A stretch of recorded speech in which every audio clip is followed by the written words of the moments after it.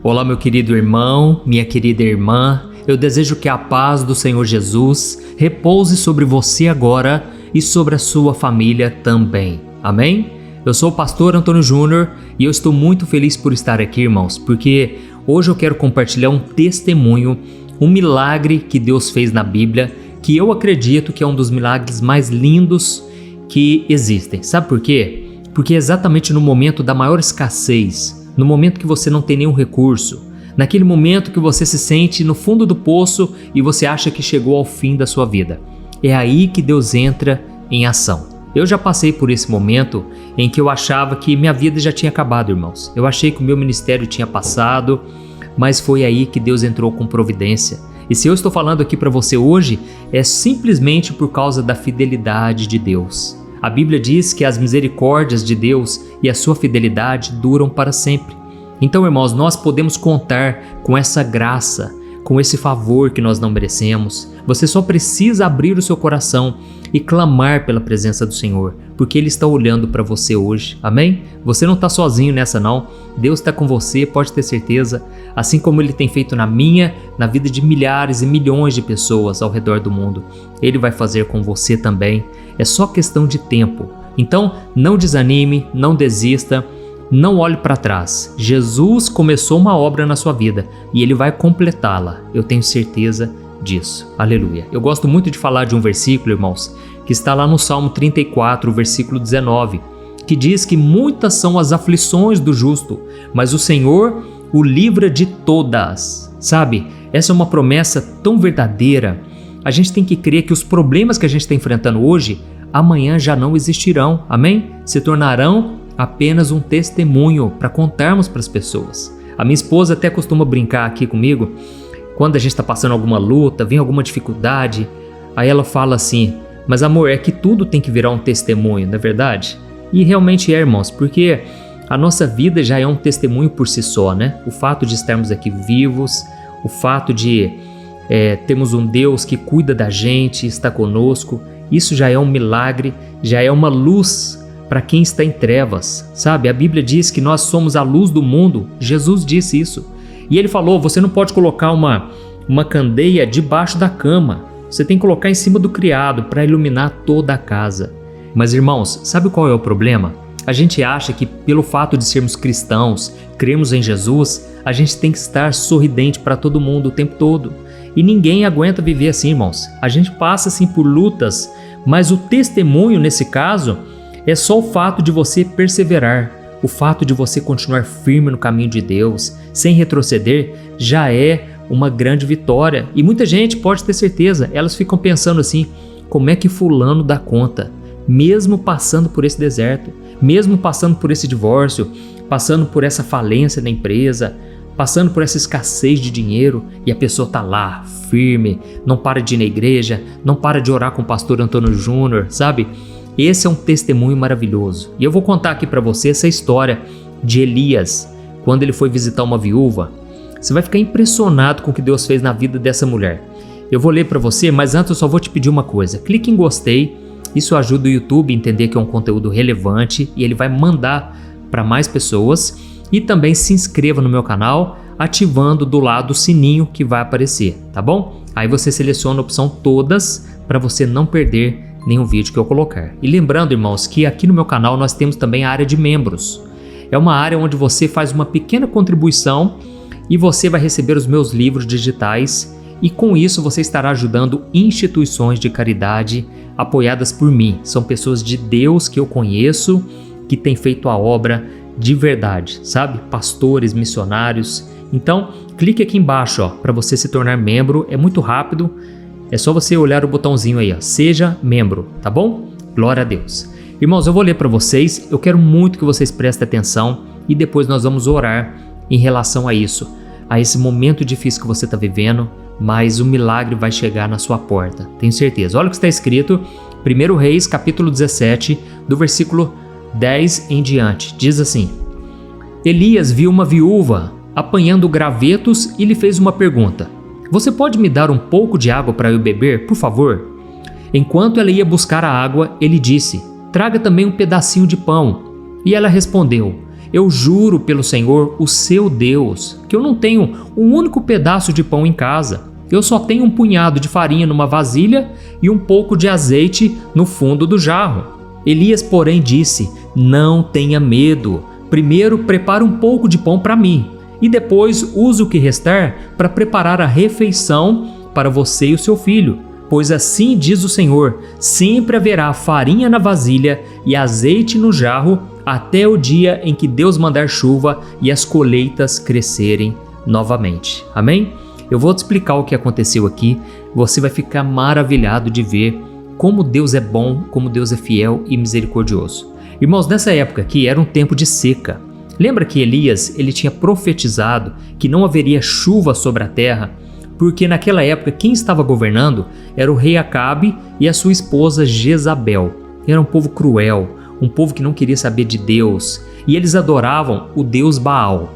Esse deus Baal era conhecido por trazer fertilidade e trazer chuva.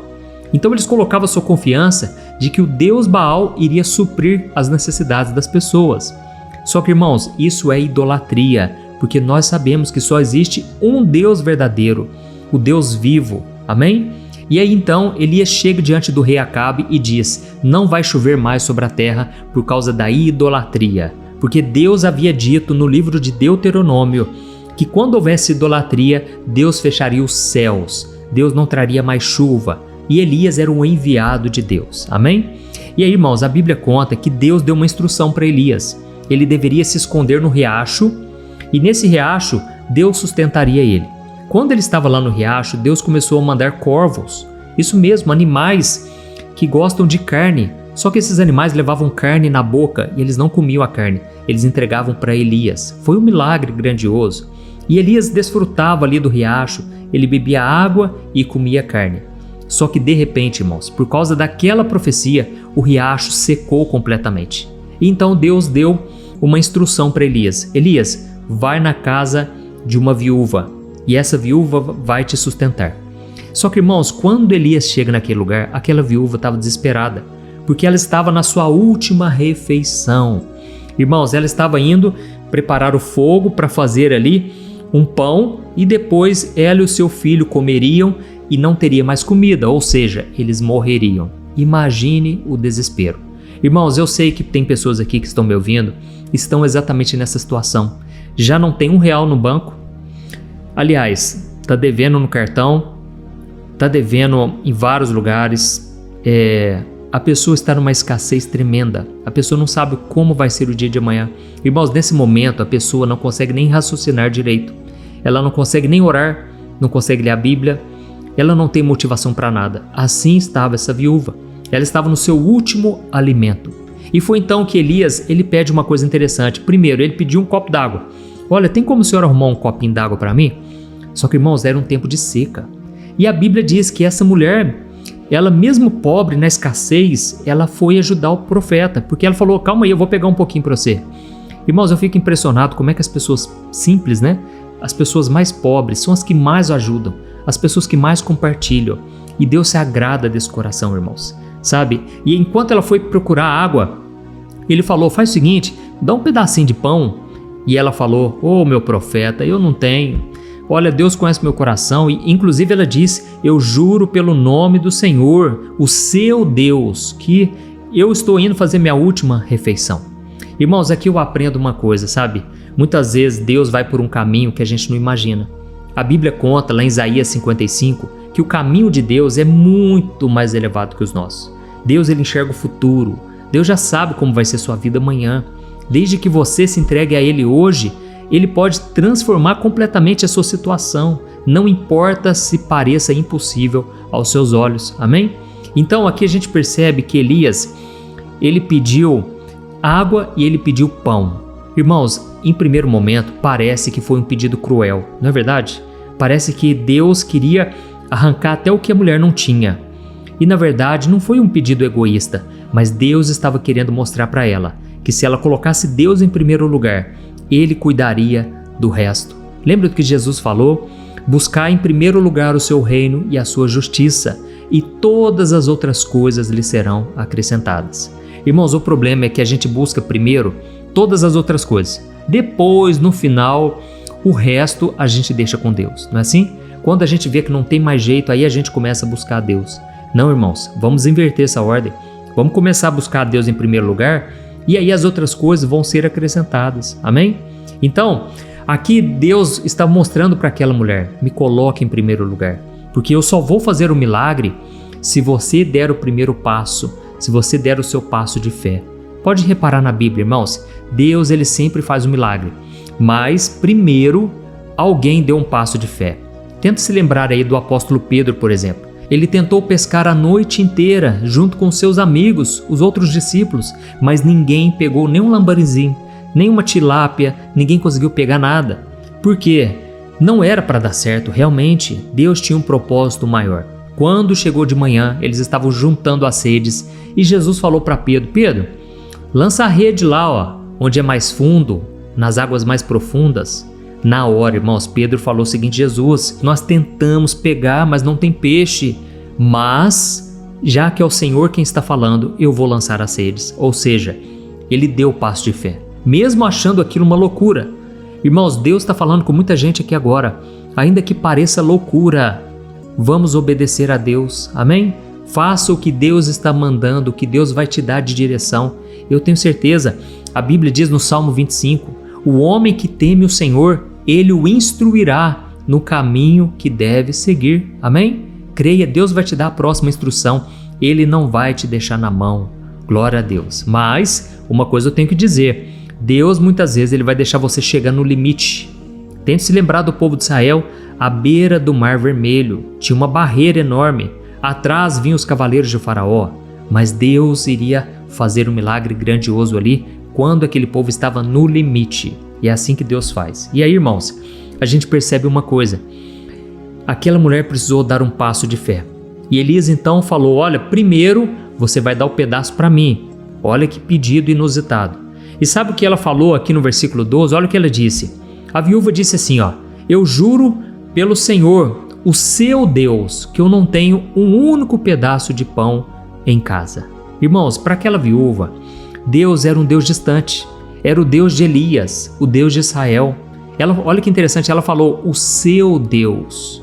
Para aquela viúva, Deus era uma coisa tão assim, fora da sua vida, do seu cotidiano, das coisas que aconteciam com ela, talvez até mesmo porque ela devia estar frustrada com a sua fé, e ela falou: não, ele é o seu Deus. E ela falou: eu não tenho nada, eu só tenho um punhado de farinha e eu tenho um pouco de azeite. E aí me vem uma outra questão, irmãos, já me perguntei isso várias vezes. Por que será que Deus mandou o profeta Elias na casa de uma mulher pobre? Deus não poderia ter enviado o profeta na casa de uma pessoa mais próspera, por exemplo? Mas, irmãos, é aí que vem a questão. Deus escolhe pessoas sem recurso, pessoas que não têm nada a oferecer, pessoas que são totalmente menosprezadas, até mesmo dentro de casa, na sociedade. Deus escolhe pessoas assim, para que Ele se revele na vida dessa pessoa, para que Ele seja glorificado. Amém? Olha, até hoje eu costumo falar dos meus testemunhos, porque eu sei de onde eu vim, eu sei de onde Deus me tirou. E isso gera em mim uma fé inabalável, porque se Deus fez no passado, Ele vai fazer hoje. Amém? A experiência, ela vai fazer diferença na sua vida, vai fazer você acreditar cada vez mais. Amém? Então, a gente percebe isso em outros momentos da Bíblia, por exemplo, na multiplicação dos pães e peixes. Irmãos, Jesus ele fez a multiplicação através do pouco. Eram 5 pães e 2 peixinhos, mas Jesus alimentou uma multidão de mais de 5.000 pessoas. Então, esse é o trabalhar de Deus. Muitas vezes Ele vai escolher você justamente por causa das suas falhas, por causa dos seus defeitos, porque você acha que não merece, você não tem jeito. É aí que Deus quer operar na sua vida, para que Ele seja glorificado. Amém? E aí então, só para a gente encerrar, no versículo 14, Elias profetizou: sempre haverá farinha na vasilha e azeite no jarro, até o dia em que o Senhor enviar chuva. Amém? Irmãos, Deus estava falando para ela: olha, pode ficar despreocupado, você deu o primeiro passo. Agora eu vou colocar a mão e não vai te faltar nada. Eu vou te sustentar. Interessante que Deus não prometeu uma riqueza material, mas Deus prometeu sustentar. Deus queria que aquela mulher visse a mão de Deus todo dia, porque esse foi o processo em que Deus colocou aquela mulher para que ela conhecesse o Deus por si mesma. E aí todo dia, quando ela olhava lá na vasilha, tinha farinha de novo. Toda vez que ela olhava na botija, tinha azeite. Irmãos, Deus foi enchendo de forma sobrenatural. E eu confesso para vocês, tem milagre que eu já vi, eu não sei explicar até hoje o que aconteceu. E aí a gente fica tentando achar argumentos, justificativas para tentar comprovar aquele milagre. Irmãos, milagre é milagre. A gente tem que simplesmente acreditar que Deus é que fez e que Ele tem que ser glorificado. Amém? E aí sabe o que aconteceu? Só para a gente encerrar, vou resumir a história. Passaram os seus dias e essa mulher vendo o milagre, dia após dia. Só que aí o filho dela ficou doente. Irmãos, quando o menino ficou doente, a primeira pessoa que ela foi atrás, do profeta Elias. E ela falou: Elias, Deus te trouxe aqui em casa para trazer desgraça para nossa casa. Irmãos, aquela mulher começou a desesperar. Ela começou a olhar as circunstâncias. E esse é o perigo, esse é o problema nosso. E aí sabe o que aconteceu? Deus usou Elias novamente, porque Deus viu que a fé dela ainda estava fraca.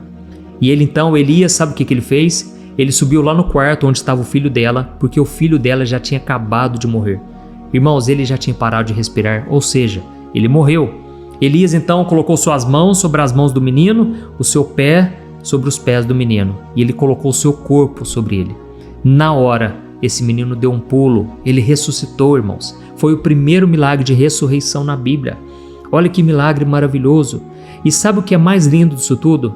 A partir daí, essa senhora começou a caminhar sozinha com Deus, com as próprias pernas, vamos assim dizer.